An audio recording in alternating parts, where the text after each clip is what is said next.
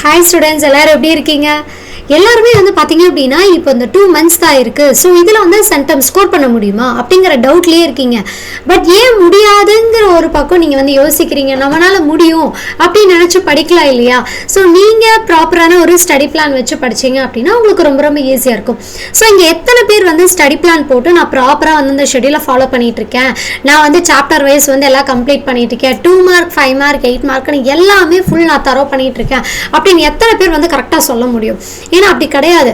நம்ம வந்து இப்போ first midterm, quarterly, second midterm, half இயர்லின்னு சொல்லி அப்படி தனித்தனியாக அங்கங்கே கொஞ்சம் கொஞ்சம் வந்து படித்து வச்சுட்ருக்கோம்.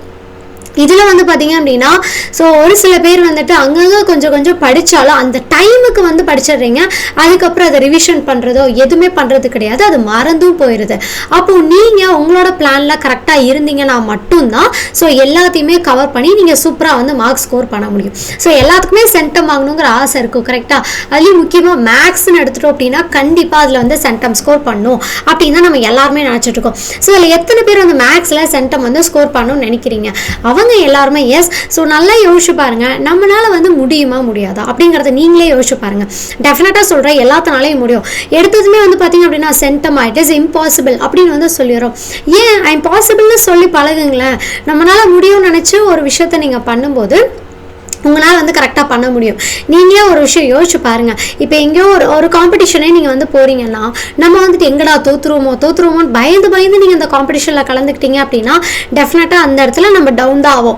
இல்லை கண்டிப்பாக நான் இந்த ரன்னிங் ரேஸில் எடுத்துக்கோங்களேன், நான் ஜெயிச்சிடுவேன், நான் வின் பண்ணிடுவேன் அப்படிங்கிற அந்த ஒரு தைரியமாக வந்து போகிறீங்க, உங்கள் மேலே நம்பிக்கையாக நீங்கள் போகிறீங்க, என்னால் முடியும்னு நினச்சி போகிறீங்க அப்படின்னா டெஃபினட்டாக நீங்கள் என்ன பண்ணலாம், அந்த ரேஸை வந்து வின் பண்ணலாம். அதே மாதிரி தான், அதே ரேஸ் தான் நீங்கள் இங்கேயும் வந்து எக்ஸாமில் வந்து போட போறீங்க.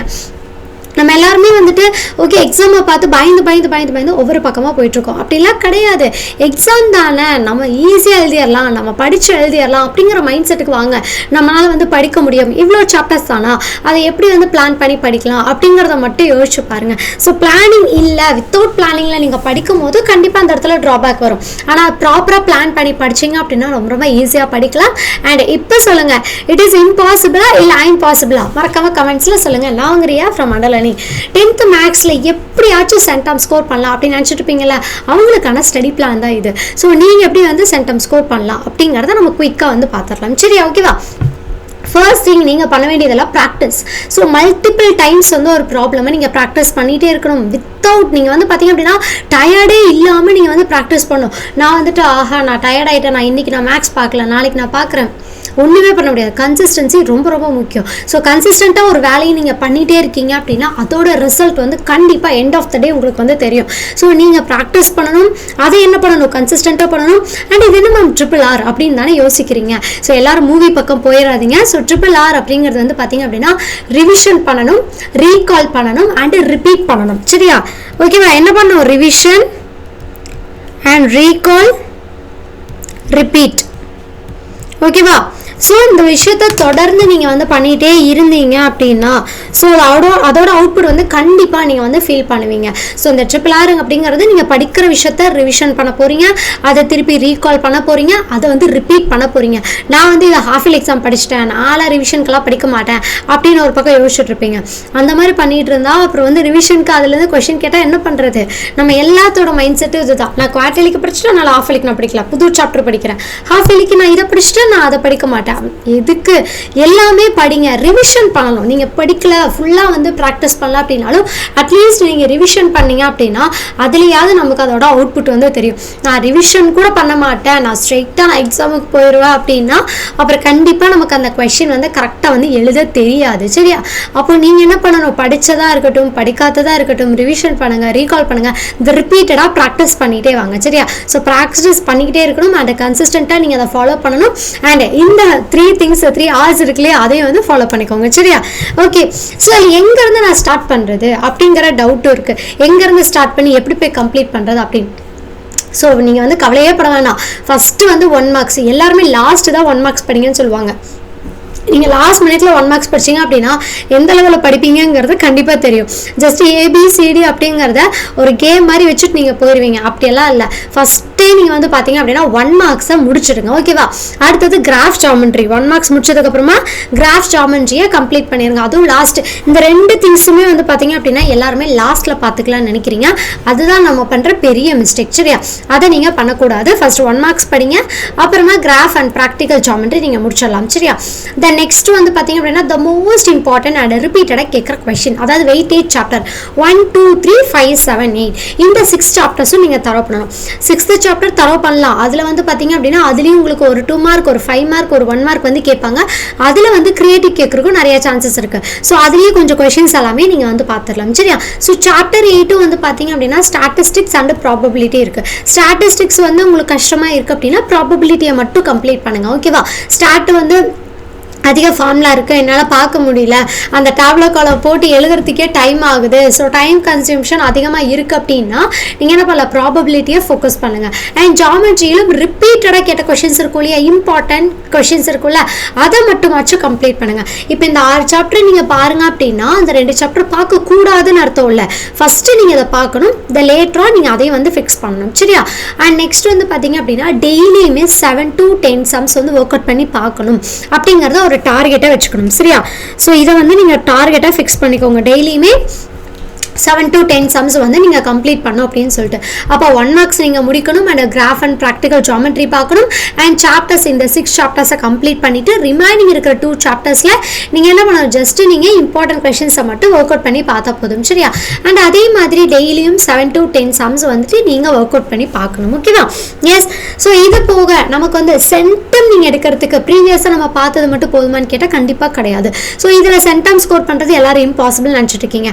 எப்போ வந்து அது பாசிபிள் ஆகும் அப்படின்னா ஃபார்முலா ஷீட் உங்ககிட்ட இருக்கணும். எத்தனை பேர்த்துக்கிட்ட ஃபார்முலா ஷீட் இருக்கு? எல்லாமே நம்ம ஆப்ல அவைலபிளாக இருக்குப்பா, எடுத்துக்கோங்க. பிளே ஸ்டோரில் போய் நம்ம ஆப்பை டவுன்லோட் பண்ணுங்க. அதில் வந்து பார்த்தீங்க அப்படின்னா உங்கள் டீட்டெயில்ஸ் எல்லாம் ஃபில் பண்ணிட்டு நீங்கள் வந்துட்டு ஃபார்முலா ஷீட் வந்து எடுத்துக்கலாம். அண்ட் அது போக இங்கே வந்து பார்த்தீங்க அப்படின்னா அட்மிஷன் நம்பர் கொடுத்துருக்கேன், நோட் பண்ணி வச்சுக்கோங்க.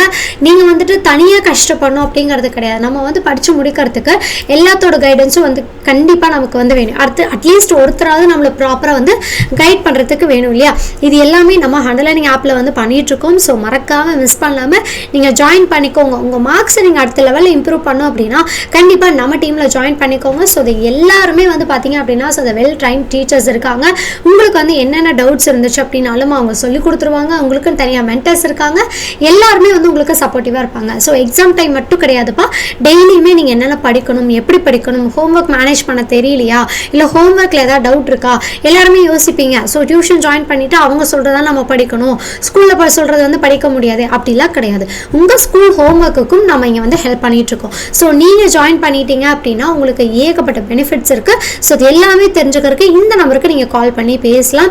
அண்ட் அது போக கைட் புக்ஸும் உங்களுக்கு அவைலபிளாக இருக்குது. ஸோ கைட் புக்ஸில் எக்ஸசைஸ், எக்ஸாம்பிள், யூனிட் எக்ஸசைஸ் எல்லாமே சால்வ் பண்ணி கொடுத்துருக்கோம். அது எல்லாத்தையும் நீங்கள் கம்ப்ளீட் பண்ணிட்டீங்க அப்படின்னாலே போதும். சரியா? ஸோ ஃபார்முலா ஷீட் நீங்கள் பார்க்கணும், unit exercise and previous day question paper. சரியா? ப்ரீவியஸ் கொஷின் பேப்பர்லாம் மறக்காம செக் பண்ணி பாருங்க. டெஃபினட்டா உங்களுக்கு அதுலேருந்து கொஸ்டின்ஸ் எல்லாம் ரிப்பீட்டடாக கேட்குறாங்க. அண்ட் அது போக வந்து பார்த்தீங்க அப்படின்னா இன்டீரியர் 1 மார்க்ஸ். சரியா?